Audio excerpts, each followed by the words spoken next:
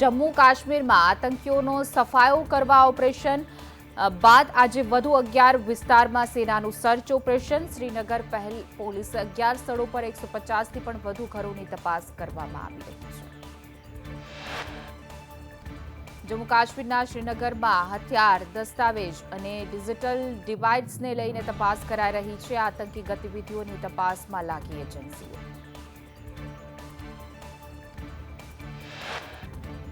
જમ્મુ કાશ્મીરના રજૌરીમાં સેનાએ bombs diffuse કર્યા છે. એલઓસી પાસેના ગામમાં મળ્યા હતા જીવતા શેલ. સેનાએ નિર્જન જગ્યાએ વિસ્ફોટ કરી શેલનો નાશ કર્યો.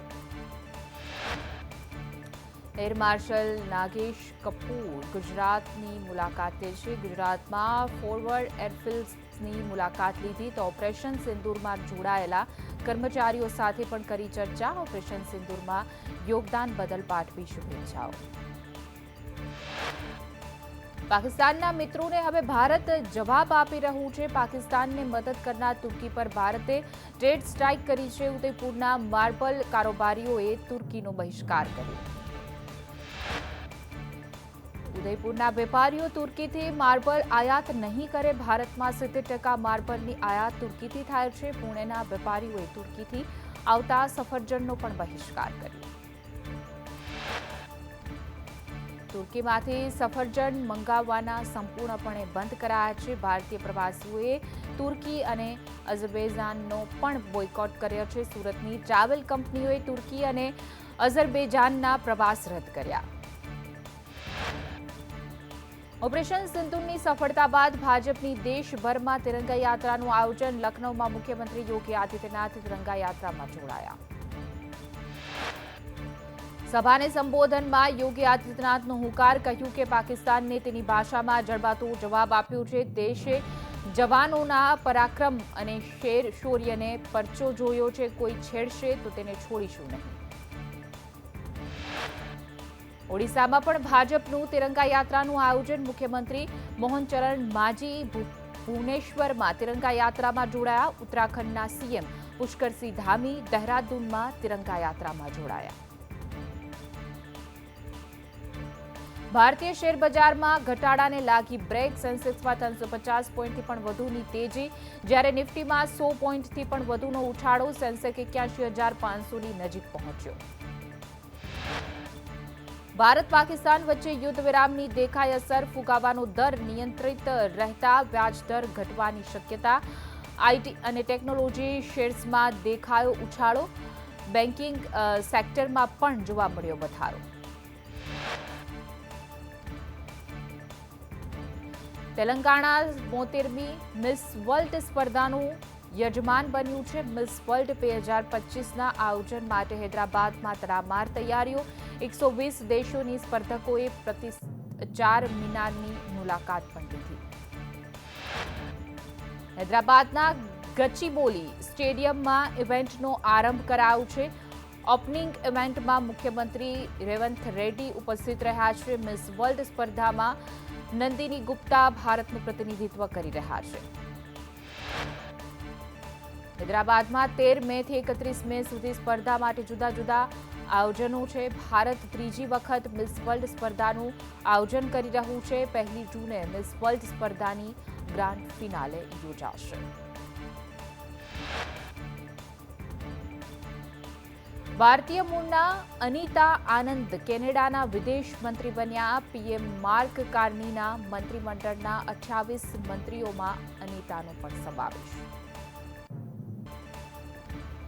નૈઋત્યનું વિધિવત ચોમાસું અંદમાન નિકોબારના ટાપુઓ પર પહોંચ્યું છે. આગામી 3 દિવસમાં સમગ્ર અંદમાનને આવરી લેશે. ગુજરાતમાં પણ વહેલું ચોમાસું આવી શકે છે. 25 અને 26 મે સુધીમાં નૈઋત્યનું વિધિવત ચોમાસું કેરળ પહોંચવાની શક્યતા છે. કેરળમાં આ વખતે સામાન્ય કરતાં વહેલું ચોમાસું પહોંચશે. દર વર્ષે 1 જૂનના રોજ ચોમાસું પહોંચે છે કેરળ. રાજ્યમાં કમોસમી વરસાદની આફત યથાવત. આગામી 2 દિવસ સુધી કમોસમી વરસાદની આગાહી છે. ગાજવીજ સાથે હળવા વરસાદની આગાહી. અરબ સાગર પર ટ્રફ સક્રિય પસાર થતા રહેશે વરસાદ રહેશે દરિયાકાંઠાના વિસ્તારમાં ભારે પવન ફૂંકાઈ શકે છે 40 અને 50 કિલોમીટર પ્રતિ કલાકની ઝડપે પવન ફૂંકાવાની શક્યતા ડાંગમાં ગિરિમાળાએ ગાઢ ધુમ્મસની ચાદર ઓઢી ગાઢ ધુમ્મસથી વાતાવરણમાં ઠંડક પ્રસરી ગાઢ ધુમ્મસને પગલે આહલાદક વાતાવરણ સર્જાયું ગાંધીનગરમાં મુખ્યમંત્રીની અધ્યક્ષતામાં કેબિનેટની બેઠક કમોસમી વરસાદથી નુકસાન અંગે કેબિનેટમાં ચર્ચા કૃષિ વિભાગ દ્વારા હાથ ધરાયેલા સર્વે સંદર્ભે સમીક્ષા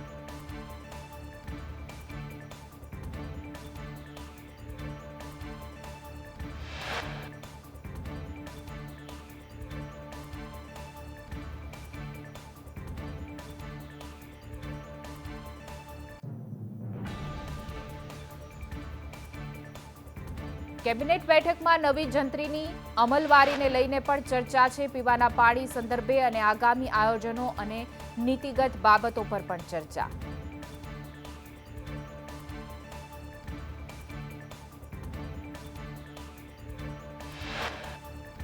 કેન્દ્રીય ગૃહમંત્રી અમિત શાહ 17 અને 18 મેના 2 દિવસીય ગુજરાતના પ્રવાસે છે 18 મે રોજ 117 કરોડના ખર્ચે બનેલા પલ્લવ બ્રિજને ખુલ્લો મૂકશે 1.5 લાખ લોકોને ટ્રાફિકમાંથી મળશે રાહત રાજ્ય સરકારના અધિકારીઓના આતિથ્ય ખર્ચમાં મોંઘવારી નડી તો અધિકારીઓના નાસ્તા ભોજનના ખર્ચમાં 150% વધારો રાજ્ય સરકારના સચિવ કક્ષાના અધિકારીઓના મહેમાનોનો નાસ્તા ખર્ચ 20ના બદલે ₹50 અને લંચ કે ડિનરના 100ના બદલે ₹250 કરવામાં આવ્યા જ્યારે ખર્ચની વાર્ષિક મર્યાદા 10,000થી વધારીને 25,000 કરાઈ જ્યારે નાયબ સચિવ કક્ષાના અધિકારીનો મહેમાનોના નાસ્તાનો ખર્ચ ₹35 કરાયો છે જોકે નાયબ સચિવ કક્ષાના અધિકારીને ભોજન માટે ખર્ચની સત્તા નહીં તો વડી રાજ્યના એડિશનલ કમિશનર કક્ષાના અધિકારીઓની વાર્ષિક ખર્ચ મર્યાદા 12,500 કરાઈ જ્યારે કલેક્ટર અને ડીડીઓ માટે નાસ્તા ખર્ચ 15થી વધારીને ₹35 કરાયા છે કલેક્ટર અને ડીડીઓ માટે લંચ કે ડિનરનો ખર્ચ 75થી વધારીને ₹180 કરાયો આ સાથે જિલ્લાના કે ખાતાના વડાના મહેમાનો માટે નાસ્તાના ખર્ચની મર્યાદા ₹10થી વધારી 25 કરાઈ છે જ્યારે મહેમાન ગતિ ખર્ચની મર્યાદા 3,000થી વધારી ₹7,500 કરાઈ રાજકોટના રીબડા ઇન્ડસ્ટ્રીઝ એરિયામાં પીજીવીસીએલના ધાંધિયા ટ્રેપિંગ વીજપોલ તૂટી જવા અને જમ્પર ઉડી જવા માટે રજૂઆત કરવામાં આવી છે પીજીવીસીએલની હેરાનગતિ યથાવત રહેતા ઉદ્યોગકારો પરેશાન વીજ કંપનીના ધાંધિયાને ઉકેલ નહીં આવે તો ઉદ્યોગકારોએ આંદોલનની ચીમકી ઉચ્ચારી છે નબળી કામગીરી અને કંપનીના અધિકારીઓની ભારે બેદરકારી અમદાવાદમાં બેફામ મહિલા કાર ચાલકે લીધો જીવ નારણપુરામાં મોડી રાત્રે અકસ્માતમાં યુવકનું મોત થયું નારણપુરા અમીકુંજ 4 રસ્તા પાસે પૂરપાટ ઝડપે આવતી ક્રેટા કારે યુવકને કચડી માર્યો અકસ્માત બાદ મહિલા કાર મૂકી થઈ ફરાર યુકો બેંકના એટીએમમાંથી ચોરીનો પ્રયાસ શહેરના જયશ્રી રોડ ઉપર એટીએમ મશીન તોડી ચોરીનો પ્રયાસ કરાયો હતો ચોરીના પ્રયાસની ઘટના સમગ્ર સીસીટીવી કેમેરામાં કેદ થઈ હીરામાં ભારે મંદી વચ્ચે સુરતના કતાર ગામની જ્વેલરી કંપનીનું ઉઠામણું જ્વેલરી કંપનીના મૂળ અમરેલીના માલિક 18 કરોડમાં ઉઠામણું કરી છેલ્લા 10 દિવસથી ગાયબ છે હીરા વેપારીના 7 કરોડ ફસાયા અમદાવાદમાં બુટલેગરના ઘરે બુટલોઝર કાર્યવાહી નરોડાના મુઢિયામાં બુટલેગરનું ઘર તોડી પાડાયું છે જીગા સોલંકી વિરુદ્ધ સંખ્યાબંધ ગુના નોંધાયેલા છે બુટલેગરે પોલીસ વિરુદ્ધ હુમલો પણ કર્યો હતો તાલાળા ગીરમાં કેસર કેરીની ચોરી કરતી તસ્કર બેલડી ઝડપાઈ છે કેરીના 18 બોક્સ અને 10,000 રોકડની કરી હતી ચોરી કેસર કેરીની ચોરી કરનાર આરોપી રેખા અને દિલીપ સામે 22થી પણ વધુ ગુના દાખલ છે દિલીપ શેખવા વિરુદ્ધ 2 ગુના જ્યારે તેની પત્ની રેખા શેખવા વિરુદ્ધ 20 ગુના રજીસ્ટર છે મોરબીના જોન્સન નગરમાં 2 જૂથ વચ્ચે મારામારી થઈ બોલાચાલીના મનદુખમાં લોહિયાળ જંગ ખેલાયો, બે પરિવારો વચ્ચે છરી અને તલવારથી હુમલો. મોરબીમાં ખેલાયેલા લોહિયાળ જંગમાં બંને પરિવારના 6 લોકો ઈજાગ્રસ્ત થયા. મોરબી પોલીસે વધુ તપાસ હાથ ધરી સરકારી હોસ્પિટલમાં સારવાર માટે ખસેડવામાં આવ્યા. સુરતમાં સગીર વિદ્યાર્થી દ્વારા ગર્ભવતી બનેલી અપરિણીત શિક્ષિકાને ગર્ભપાત માટે મંજૂરી. ગાયનેક વિભાગના રિપોર્ટ બાદ પોક્સકો કોર્ટે ગર્ભપાત માટે આપી છે મંજૂરી. જસદણમાં રિક્ષામાં બેઠેલા પેસેન્જર પાસેથી રૂપિયા સેરવી લેતા 2 આરોપી ઝડપાયા.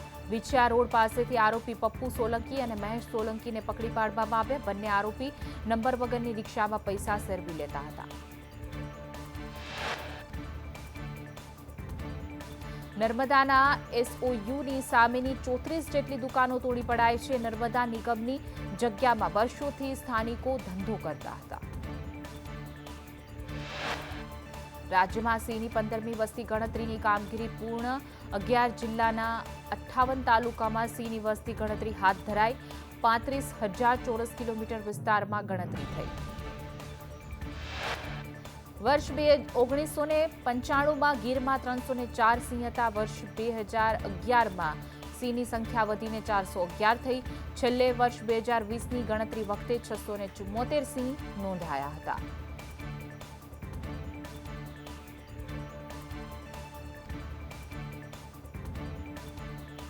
ગાંધીનગર પોલીસની હદમાં આવતા વિસ્તારમાં ફેરફાર કરવામાં આવ્યો. અમદાવાદ ગ્રામ્ય પોલીસ મથકના હદમાં પણ ફેરફાર. ગાંધીનગરના કેટલાક પોલીસ મથકો અમદાવાદમાં સમાવાયા.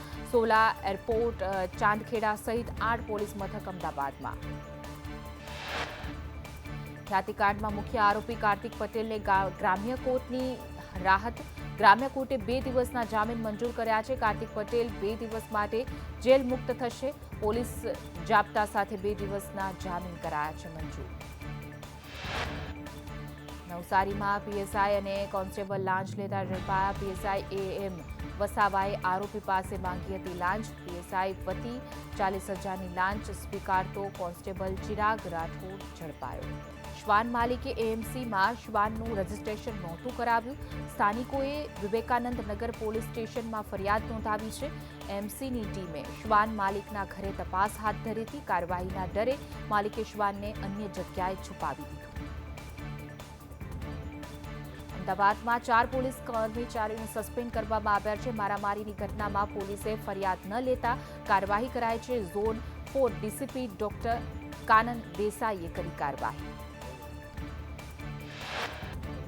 પાકિસ્તાને ભારતને પરત સોંપ્યો બીએસએફનો જવાન. કોન્સ્ટેબલ પૂનમ કુમાર અટારી વાઘા બોર્ડરથી પરત ફર્યો. 20 દિવસ સુધી પૂનમ કુમાર પાકિસ્તાનના કબજામાં હતા. પૂનમ કુમાર ભૂલથી બોર્ડર ઓળંગીને પાકિસ્તાન પહોંચ્યા હતા. ભારતમાં ગ્લોબલ ટાઇમ્સનું X account block. Chinese propaganda ફેલાવતા કરાઈ હતી કાર્યવાહી. ગ્લોબલ ટાઇમ્સના એક્સ એકાઉન્ટ પર પ્રતિબંધ.